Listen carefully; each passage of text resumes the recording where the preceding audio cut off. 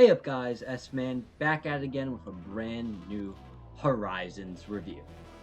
Now, this episode was jam-packed and action-filled, so I'm just gonna go right into the review. So make sure you guys like, subscribe for more content like this in the future. Leave a comment about your thoughts on this interesting episode. Now, before I say anything, I'm just gonna say right here, this episode should have been split into two episodes. I don't know why Roy and Dot's battle is jammed into one episode, along with a bunch of other stuff, which I'll go over now. Basically, the episode starts with Jock congratulating everyone on their research, and he really liked a lot of it.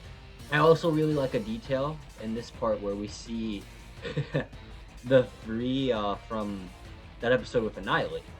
They just because they mentioned they're also at the academy, and we also see a cameo.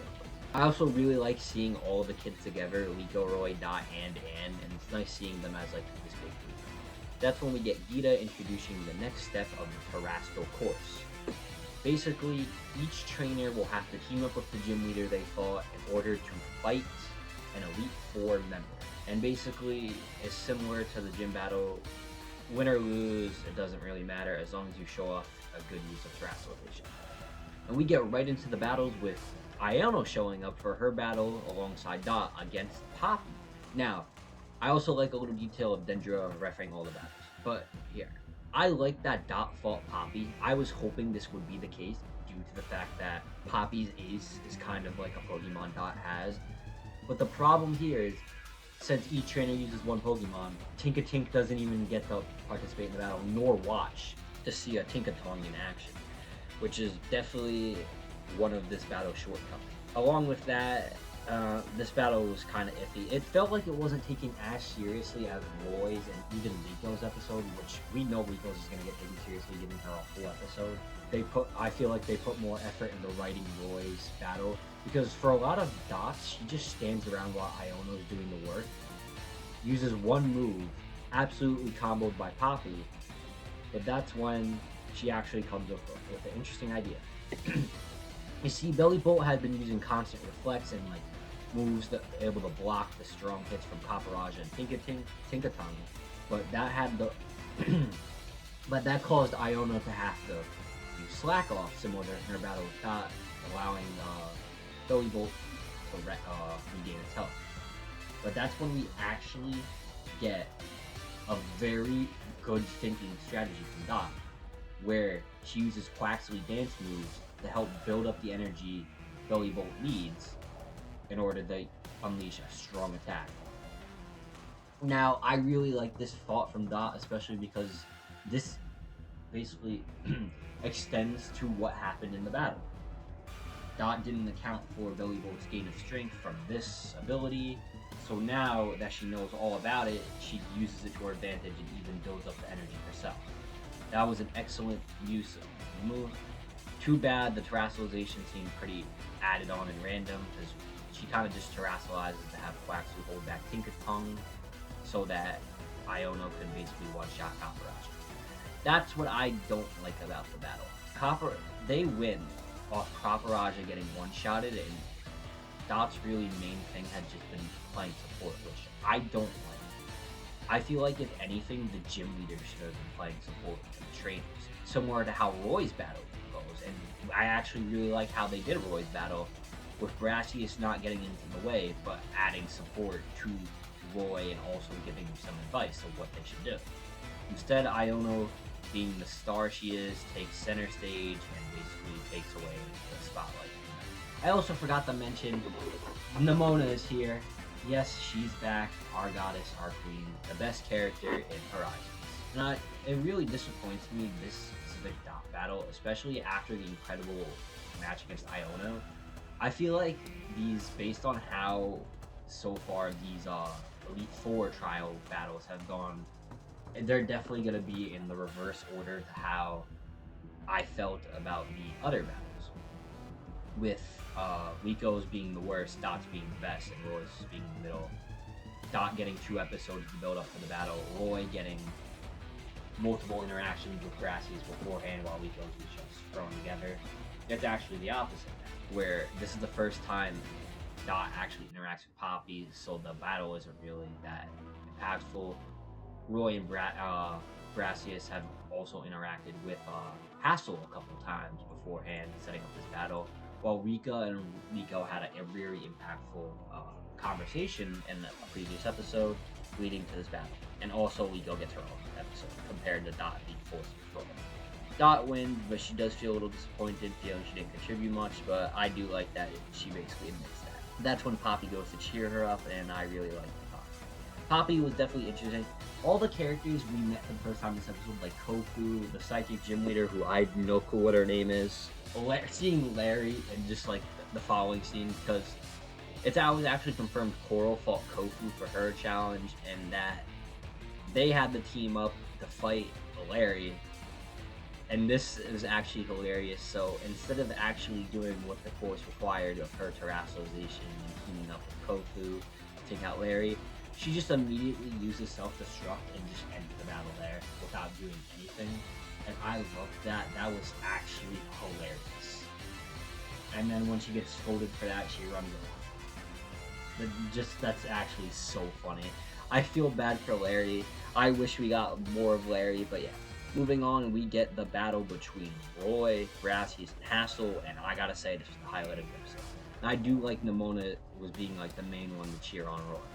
But yeah, basically, this is where we already know this battle is gonna be great because Roy rushes in for the first attack.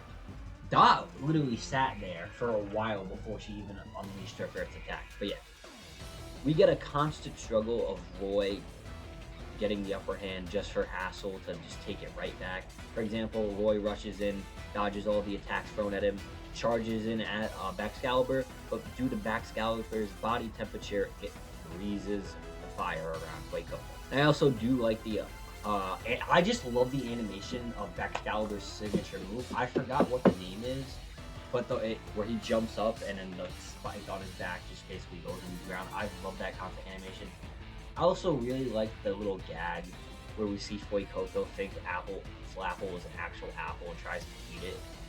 But yeah, we get actually really cool moves with Brassius and Roy doing combination using name's not coming to me, the pre-evolution of Arboliva's little acid, the combination with Fuecoco's flamethrower to unleash an even stronger flame at the two Pokemon. And that's when we get a cool scene of Baxcalibur jumping in and freezing. This is actually what the back and forth was a lot for this battle. Brassius and Roy teaming up to unleash a very cool move just for Brassius to freeze it. Not Brassius, Hassel to freeze it. And I do love that. And you know what one of the better parts of this battle was? It fits these two as a character. We know their friendship between Brassius and Hassel. And Roy has become like a little like side mentor towards Brassius because their relationship that's built against Horizon. I do gotta commend Horizon for that. Out of all the characters to make Roy like pseudo mentor, I'm surprised they chose Brassius of all people. But I've been enjoying Brassius and Roy are like a good duo, and I'm happy to see them together. But yeah. I really like that all their moves, like in the end, created like some pseudo art. The combination of the grass, ice, and fire created just some masterpiece of art. But yeah, Roy terrestrializes Fuecoco to get an upper hand with and make an even stronger flame. But Hassel just keeps pushing in with the ice and freezes it, and like I said, it creates art, allowing for Hassel to basically distract them and get one good blow in, taking out both. Arboliva's pre-evolution, it's something solid. And Fuecoco. I really like how this battle went. Yes, it's fine that Roy lost.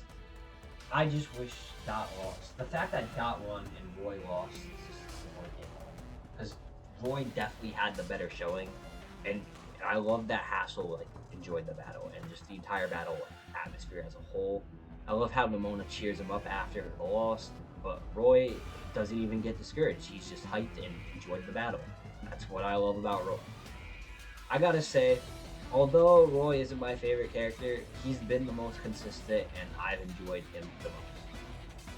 But yeah, This episode ends off with Liko getting prepared for her battle, and we see Onyx teamed up with the psychic gym leader getting taken out by Rika, with Rika calling Liko next. And that's when Katie appears with my boy Lokix. I gotta say, Lokix was one of my favorite Pokemon in Scarlet and Violet. I just loved his little vibe, and I named it after Chainsaw Man. But that's a mistake looking back on. For those who don't read Chainsaw Man, I wouldn't recommend it. New chapter, yeah, I don't even read Chainsaw Man myself, but up to that point, I didn't read, and I just saw that out of context. And, oof, that's go to one. But yeah. Overall, like I said, half this episode was good, half of this had iffy moments. I kind of wish the Dot had its own episode and that get all this focus. But I feel like the Roy segment was well thought out and well developed. But it definitely could have used more time.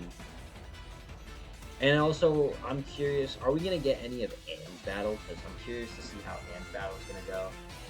I was kind of hoping that we could get a little flash of Anne fighting Larry with alongside maybe Rhyme.